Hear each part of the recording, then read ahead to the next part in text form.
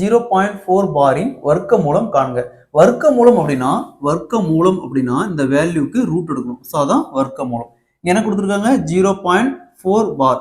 எப்பவுமே இந்த மாதிரி புள்ளி வச்சு இந்த மாதிரி டிஜிட் நம்பர் வந்து மேலே பார் வந்துச்சுன்னா எத்தனை டிஜிட் இருக்கோ அத்தனை டிஜிட் கீழே வகுத்தல்ல 9 போடணும். ஸோ இங்கே எத்தனை டிஜிட் இருக்கு 1 இருக்கு. 1 இங்கே என்ன இருக்கு 4 இருக்கு. அப்போ 4 வகுத்தல் 9. ஒருவேளை இந்த இடத்துல 44 இருந்துச்சுன்னா 2 9 போடணும். சரிங்களா? ஸோ அடுத்தது இதுக்கு ரூட் எடுத்தோமா இங்கே 4 வகுத்தல் 9. 4 ரூட்ல எடுத்தோமா 2 வகுத்தல் இங்கே 9 ரூட்ல எடுத்தோமா 3. நெக்ஸ்ட் 2 வகுத்தல் 3. 2 3ஆல வகுக்கணும். 2 3ஆல வகுக்கணும். ஸோ பாருங்க 2 3ஆல வகுப்படாது. அப்போ புள்ளி வச்சு ஒரு 0 சேர்த்தணும். அப்போ 6 3 18. அப்போ மீதி 2 வரும். ஸோ அகைன் ஒரு 0 சேர்த்தோம்னா 6 3 18. ஸோ அப்படியே போயிட்டே இருக்கும். அப்போ இந்த மாதிரி போயிட்டே இருந்துச்சுன்னா இந்த மாதிரி 6 6ன்னு போயிட்டே இருக்கும். அப்போ 0.6 மேலே பார் 0.6 இந்த மாதிரி கன்யூஸாக போயிட்டே இருந்துச்சுன்னா ஒரு டிஜிட் மட்டும் எடுத்துக்கிட்டு மேலே பார் போட்டுக்கணும். அப்போ answer will B A. Option A is the correct answer.